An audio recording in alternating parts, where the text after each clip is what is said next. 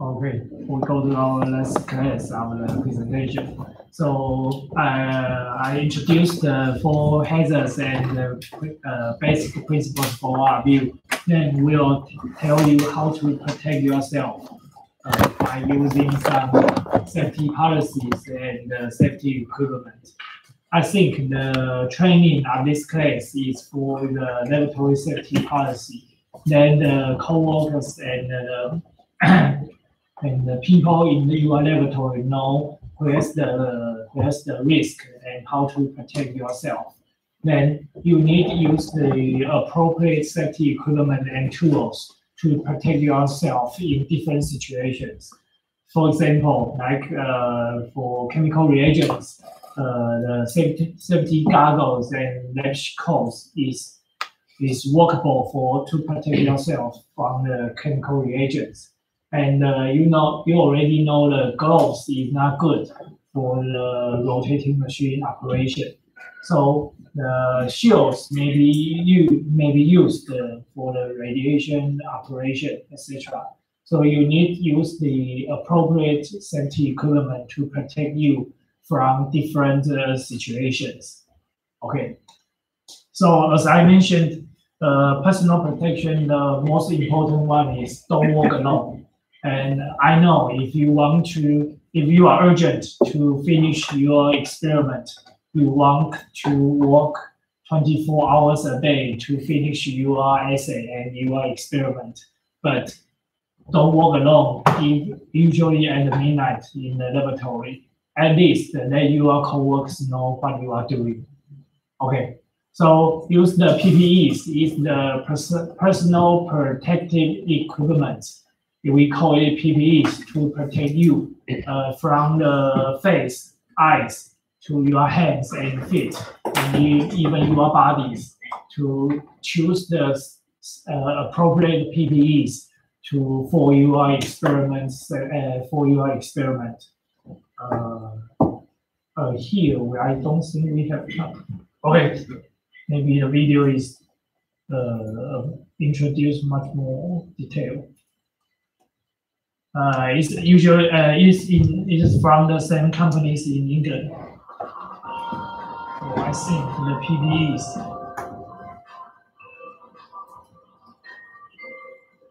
Okay. But if you are only working in the computer, we have an eye protection video for you. Actual risk is largely determined by you and those working with you. It's your responsibility to know and follow the rules and be able to recognize potential safety. So some of you don't go to the laboratory like this one. Proper dress. What you wear in the lab can help prevent serious, even fatal injuries. Often, you'll be working with chemicals that could harm you. They come into contact with your skin. So the best way to prevent skin exposure is to wear clothes that cover your entire body. Shorts and sandals leave your skin exposed. So instead, wear long pants and closed-toed shoes. Remove jewelry before entering the lab and tie back long hair. Bring only the things that you need into the lab. Leave all personal items like backpacks, purses, or jackets outside so they don't become contaminated. Now that you're properly dressed for the lab, let's take a look at personal protective equipment, or PPE. For general lab work, a lab coat, safety glasses or goggles, and gloves are required. Yeah, those three are very important. Cuffs tucked into gloves. Wear a chemical apron if you're working with flash hazards, volatile or reactive solutions. Safety glasses can protect your eyes from flying debris. However, these glasses won't protect you from splash hazards. That's why you may need to wear chemical-resistant safety goggles. Always wear gloves in the lab. Be sure to choose the most appropriate type. You need gloves that are resistant to the chemicals you'll be handling. These gloves are non-absorbent. Even so, chemicals can leak through over time, so it's a good idea to change your gloves and wash your hands frequently, especially if they come into contact with chemicals. Thermal and puncture-resistant gloves are used for handling extremely hot or cold materials, such as when using the autoclave. Yeah, used for hot and cold substances, and those gloves are disposable. However, by law, you must first complete the proper training. So ask your lab manager or instructor about respirator training. Always remove PPE and wash your hands before leaving the lab and entering public areas. And be aware that you can spread chemical or biological contamination by touching items such as light switches, doorknobs, or even phones while your gloves are still on. Dressing for the lab and wearing personal protective equipment minimize the risk for exposure. So some of you are not chemical engineering department, so you don't have the opportunity to go inside that kind of laboratory. So just be reminded, go to the laboratory like this one. At least use the gloves to protect your hands. And safety goggles, I think lots of people don't wear glasses. You need to wear the safety goggles to protect your eyes, or even the face shield for the rotating machines operation. Okay, and I think the test is very easy, so you can choose the correct answer. So for the emergency shower and the eye wash, if that happens, you need to wash your eyes, or you need the shower for your body. First 10 to 15 seconds, just go to wash your eyes or flush your body. After maybe more than 1 minute, the chemical hazards will put some harm on your body or eyes. So when you are flushing your eyes, at least 30 minutes, because my coworkers have been hurt by the sodium dioxide, very highly concentrated. So he went to the hospital to flush his eyes. Before that, he went to the sink to wash his eyes at least for 10 minutes. So at least 30 minutes, then go to the hospital is necessary, especially the chemical reagents. Okay, so shoes and lab coat. I think, like all of you, I like to wear sandals, then go to the laboratory directly. But it's very dangerous, not even for the chemical reagents. Like heavy objects is falling down, your feet will get hurt. So don't wear sandals, go to the laboratory. Then wear long shirts and long clothes to protect your body. Okay, so I think it's overkill because they are for the accidents to deal with the accidents. So in the normal lab operation, you don't need to wear like this one. Maybe in the COVID-19, you can wear this one, go to the flight. I think maybe, but not if there's no COVID-19, you don't need to wear any of these walking in the street.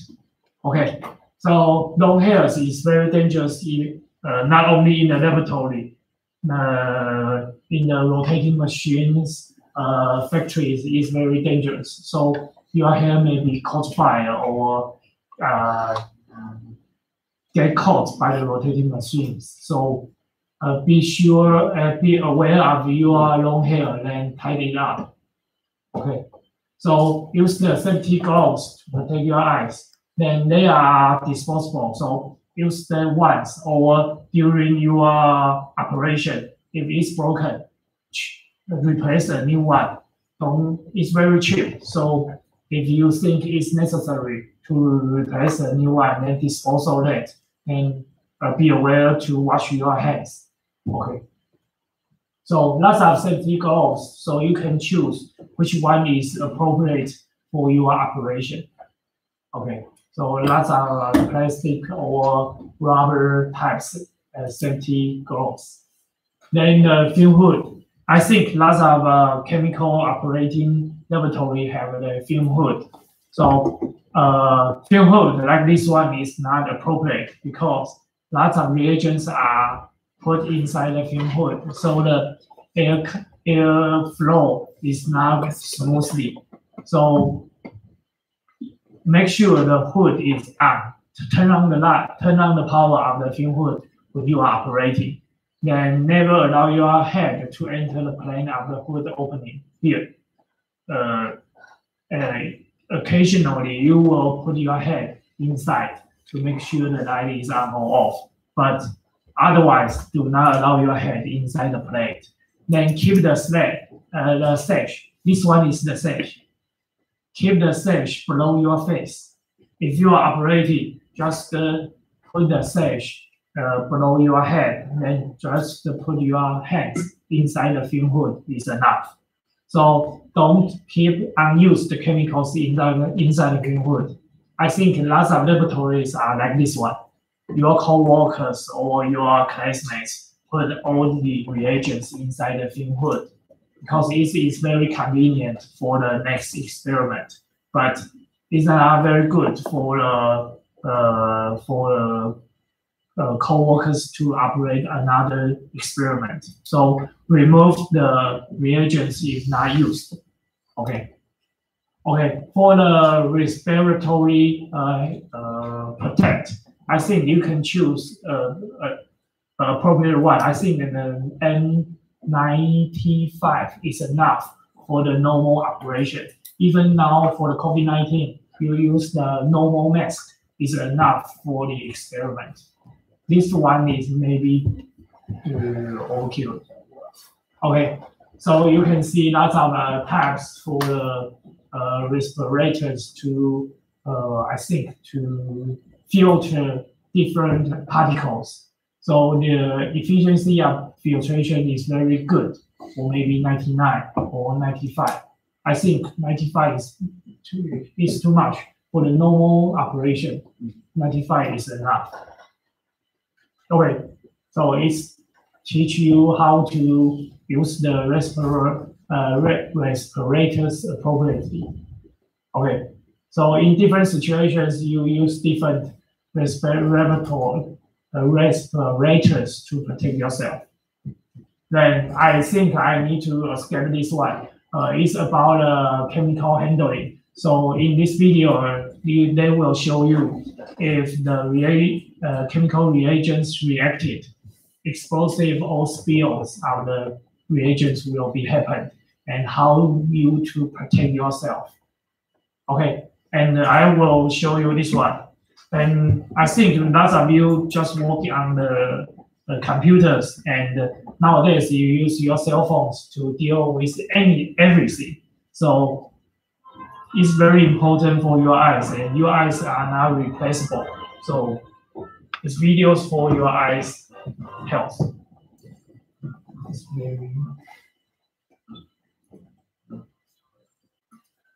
If you spend a lot of time in front of a computer, by the end of the day, you may notice irritated eyes, blurred or double vision, dry, red eyes, neck, shoulder, and back pain, and even headaches. These are all part of a problem known as computer vision syndrome. You can help prevent this by using the 20-20-20 rule. Every 20 minutes, take your eyes off the computer. Focus on something at least 20 feet away for at least 20 seconds. During those short breaks, you can stand up, stretch, roll your shoulders. This will reduce the stress on your neck, back, and shoulders. It's very difficult. During another break, go get a glass of water. Drinking plenty of water prevents dehydration, which helps keep your eyes from drying out. When we sit in front of a computer screen, we don't blink our eyes enough. This causes them to get irritated and dry out. So when you take your 20-second breaks, blink your eyes several times, slowly. Blinking helps produce tears that moisten, clean, and refresh your eyes. Putting a sticky note on the corner of your screen reminds you to blink. And a timer is remind yourself to look away from the screen for 20 minutes. And there are several computer programs out there that do the same job as a timer. So remember the 20-20-20 rule. Take a deep breath and be good to your eyes. You'll need them for the rest of your life. Oh yeah, so lots of people wear the smart watch. So you can set an alarm for your smartwatch to remind you to break. But usually, if you're working on the computer, 1 hour, 2 hours passed, you are still working on that. So be aware of the IC and your body to stretch. So before you leave your lab, to checklist, to check everything is shut off. Tap water, electricity, hot plate. But for the fume hood, I think if necessary, then the fume hood operated all the time, because the fume hood will pump out all the toxic gases outside your laboratory. So if necessary, operating the fume hood all the time, at least all your personnel in the laboratory put the fume hood on to make the air condition better. Okay. Okay. This one I think. I don't think we can. Okay. I'll show you that. This one is the common videos for the cleaning for the operating in the laboratory. Greetings, esteemed chemists. We know you're all positively brimming with excitement and enthusiasm, ready to get into that laboratory and revel in some chemistry. But hold your horses. First, we have a few laboratory rules and safety precautions to go over, because your safety is paramount. First up, the iconic lab coat, which not only makes you look like a real scientist, just like the ones on TV, but also serves to protect your clothing and skin. Keep it buttoned up at all times, but remember not to wear it in clean spaces, such as offices or write-up areas. Next, always protect your peepers with these flattering safety spectacles. Never enter the lab without these spectacles on, and always wear them on your eyes, not on your head. Remember to dress appropriately for laboratory work. Short skirts and sandals, please skin exposed to possible nasty burns. Yeah, we already mentioned that. Loose hair can also be hazardous while in the lab. Girls with long hair. Vision, accidentally dip into chemicals, get caught in equipment, or even catch fire. So keep those luscious locks tied back. Always keep your mitts clean. Wash your hands often, both when you enter and exit the laboratory. Now you're ready and properly dressed, but before you begin any work in the lab, it is vital to carry out a risk assessment in order to identify hazards and take practical steps to reduce the risks of harm to yourself, others, and damage to property. Before using any equipment, make sure it's in good working order first. Broken equipment can not only adversely affect your work, but also pose a huge safety hazard. Respect the chemistry, check your apparatus, and that includes glassware. Keep an eye out for broken edges or cracks, as once the glass is put under the stress of heating Also for or vacuum, you run the risk of broken equipment. And no one wants that to happen, do they? Another potential hazard is mobile phones. Not only can they cause a distraction, but they also have an irritating tendency to emit loud noises at inopportune times. So check your laboratory's policy on mobile phones before bringing yours along. A tidy lab is a safer lab, and that includes the walkways. Boxes and trailing cables can cause serious tripping incidents. Similarly, cluttered or untidy work areas are a bad idea too. Keep your workspace clear and clean up spillages immediately. Leaving splashes of various chemicals around is risky business. Any bottles you use should also be labeled clearly with the mass and your initials to prevent unnecessary confusion. No matter how peckish you are, never ever eat in the laboratory. You never know what the surfaces or your hands could be contaminated with. Certainly not something you want to ingest. This is how supervillains are made, you know. And there you have it. Follow these simple laboratory rules and you'll greatly reduce the risk of hurting yourself. We already mentioned else. all of this, and I think it's the common sense for all of you. So you just to follow the rules. It will be okay for you. And last part, I will show you some real cases. In 2019, into huge buildings. It's very lucky because this T and AC was spilled on the ground, and during transportation, it was put. That the future generations will have better days. Okay, I think it's the YouTube. Climate change is it? YouTube really makes a lot of money. Right? It's too late. Advertise. Okay. Okay. So the reagents was put in a black bag during transportation. So when it spill out, no one knows what's inside. So it's very lucky case is students clean the liquid, but was hurt by the spill of the water. So be careful for the reagents. Then lucky one, I think is not very lucky one, is the near miss one. It happened in 2004. Fire, caught fire. You need to mention and need to pay attention to the time. 2 a.m. in the morning. So what did you do in the 2 a.m. in the laboratory? So a student was smelling the burning at 2 a.m. in the laboratory. Then called the security. The fire caught. Then the equipment was damaged. The reason for the fire was the pump wires was overheated due to the wires are too thin and no safety fuses. So don't stay in the laboratory too late, to 2 a.m.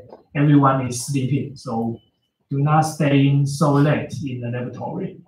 And in 2001, the near miss reports, there's a smoke from the garbage can because H2SO4 and titanium powder, organic titanium powders are mixed together, so smokes outside. Okay, and 2002, there also smokes. In this, I was graduated in 2005 in this laboratory, so it happened as my two older classmates. So it's in my lab. So what I was warned when I was the graduate student, do not put the epoxy and hardening reagents in a garbage can together. They will react simultaneously. Okay. Then unlucky one is this one. Student was handling the methanol and sodium experiment, but fire broke out. It exploded, and the student suffered first and second degree burn. So it's very not very lucky. So its reason for this one is inappropriate experimental procedures and expired fire extinguisher, because he tried to put out the fire using fire extinguisher, but was expired and contained water. So the fire extinguisher cannot use appropriately. Okay, so I think this one happened in 2006. Miss Pei tried again the same, the oxygen to carry metal organics and exploded. So she was cut and sent to the hospital, and Pei or Mr. Pei, wait, Miss, okay. I need to check that. So he or she arm was stitched, stitched. So it reasons the same, change the experiment procedures without consulting supervisor. And it's very dangerous to operate oxygen in the experiment. Okay, so again, this one is very serious because she suffered second degree burn and lost her eyesight. This is the former president.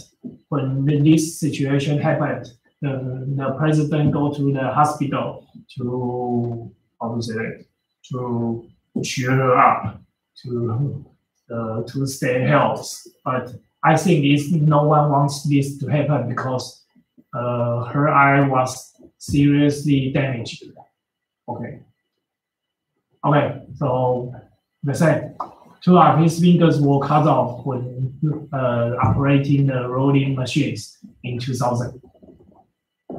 Okay, so always follow standard procedures. And I think it's enough real cases for all of you. So laboratory was destroyed after fire, like this one. Maybe it takes 1 year to recover the laboratory. Okay. Okay, it's the same. So we all hate to be the next victim, right? So just be aware of you are the key to your safety. So you need to make sure you are protected, aware of all the risks in your laboratory. So never say never. Relax. I always pay close attention when I'm around anything dangerous. So when he's talking, especially maybe fighting with her girlfriend, he will touch the hot plate here when he's reaching for his cups. So be aware of the laboratory. So lots of famous last words, especially this one. Don't worry, I have done this a million times. So something will happen in experienced technicians. Then in the photos, lots of inappropriate actions was doing in the laboratory. Do not eat in the laboratory and tie up your long hair when you are doing the experiment. And do not play in the laboratory. Okay. And this one, be aware of the fire exit nearby your laboratory. So if you stay in the laboratory, I think laboratory is not so clean like this one. Lots of equipment or things was put in the laboratory. So make sure all the doors are clear when for personnel for exit when fire happen. So fire exit need to be kept clear and keep the SDS and the extinguisher inside your laboratory or at least outside nearby the door. And everyone know where the SDS and the fire extinguisher is. Okay. Like this one, this auditorium, we're in this auditorium. So you need to know where's the exit. Then when the fire caught, you need to know where to escape. Then to another one. So make sure you know the exit nearby your laboratory. When fire caught, you need to know how to escape. Okay, so protect yourself while in the laboratory. We already mentioned. Use appropriate goggles, gloves, lab coat, and shoes to protect yourself. I think is enough. Okay, so tips for everyone. No food or drinks. As I am the student in the laboratory, usually I will eat even my dinner in the laboratory. But my professor always say no food or drinks in the laboratory. Just avoid that because the food or drink will be contaminated by the chemical reagents or hazards generated from your laboratory. And don't stay in the laboratory alone. Try to make your experiment as normal as everyone else. Do not stay in the laboratory so late. Okay, and it's the PACE method. We do not mention that. Make H&S issues personal and ask open-minded questions. It's like communication. Ask your coworkers or ask yourself, what's the risk in your laboratory? And you need to know that and communicate with other people and create an environment for people to ask and escalate the H&S issues to the first priority. Is the PACE method. So safety first. I think for my personnel, if your laboratory are destroyed or all of your laboratories is destroyed, it's okay. No one hurt is very good. So safety first. If you cannot put off the fire, just evacuate. Even the lab are destroyed. Personnel is very important. If you are alive, you do not get hurt. All the laboratory can be recovered all the times. So you need to be conscious about the environment, safety, and hygiene. Become good engineers in the future. They say that. So take care of the environment, safety, and yourself for a full-time job. Not only in the lab, during the staying in Taiwan, I think is very important. So welcome to Ntust, and thank you for working safely. So it's all my presentations. Thank you.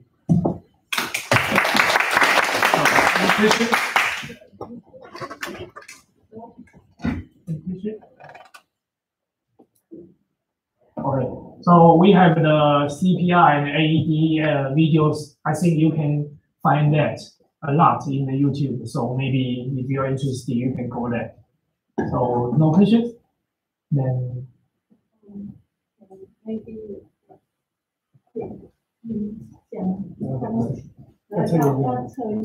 okay, so we have a short test for all of you. So online is very easy. So it's online.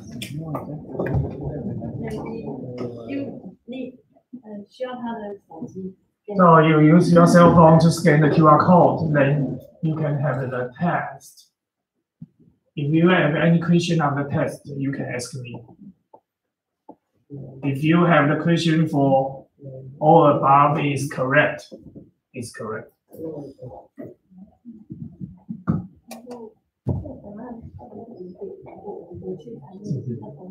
Oh, sorry. Okay, 是这个吗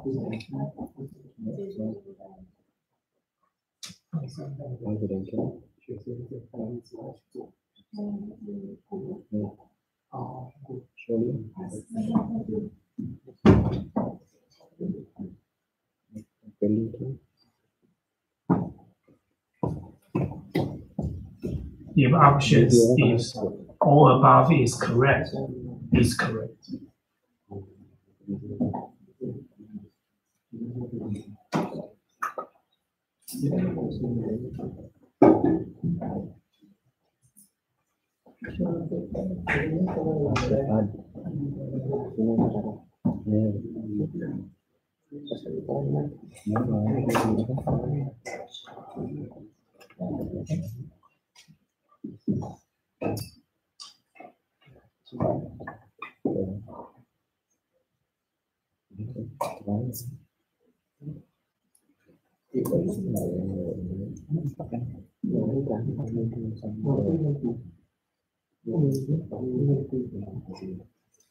Video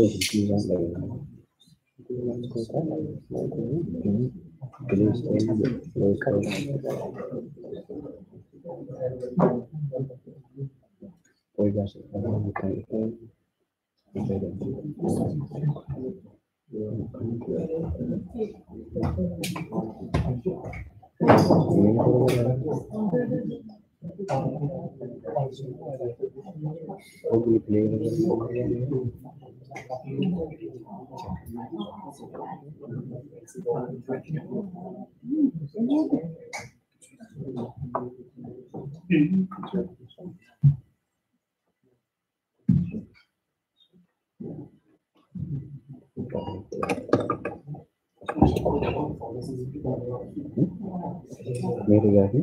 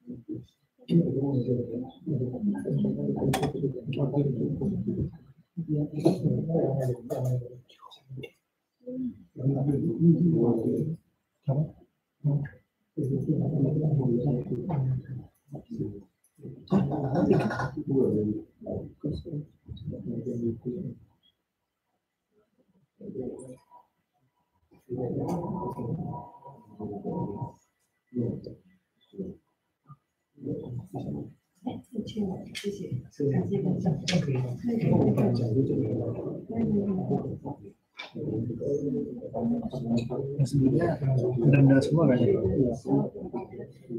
Terus yang ini apa ya? Best way mungkin. If you finish the course, you can go to this QR code then have a feedback. Any feedback is okay.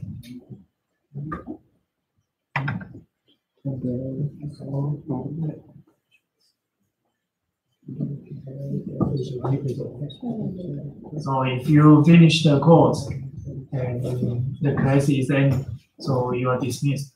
Thank you.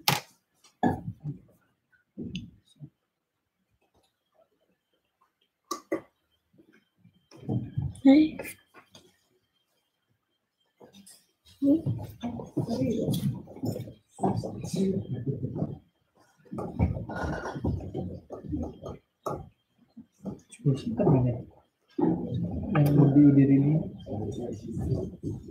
Yang berdiri di shower 10 second itu kan tentang waktu dari kena karena ini kan dipakainya 30 menit kan jadi 30 menit itu 30 second.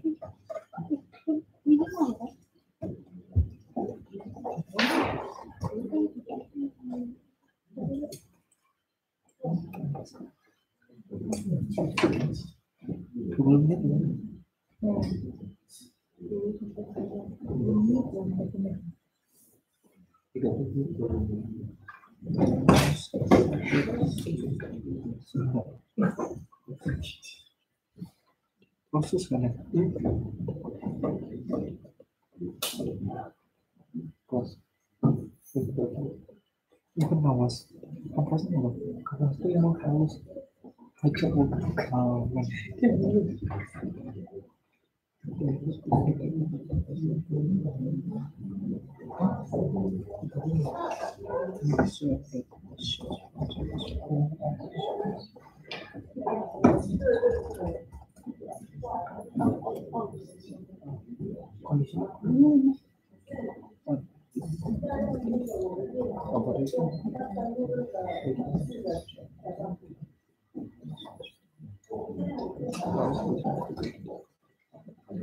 Ini apa?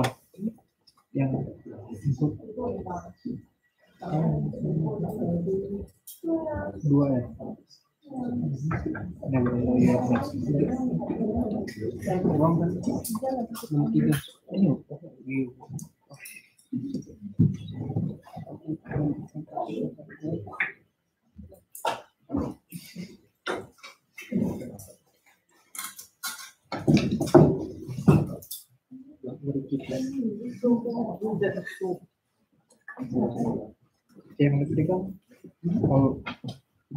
有，我看到了，我看到了，你贴上去了。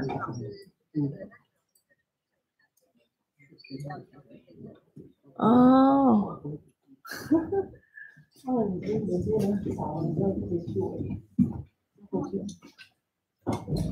老师，你可以帮我跟线上的讲一下。这样记得连接进去。那我跟他说，好，有，他因为刚刚他们在问你那个。你可以对着那个镜头讲就对了，其他的都不知道。So if you watching the video online, so you can go finish the course, you can go to the feedback, and you can finish the presentation. 就是哦，那上面有连接对？对，在网络旁边有。刚刚有。啊，OK。结束。 ngobrol. 有，没有感觉。 What the internet link is on the right of the internet video link. Share. Okay, thank you.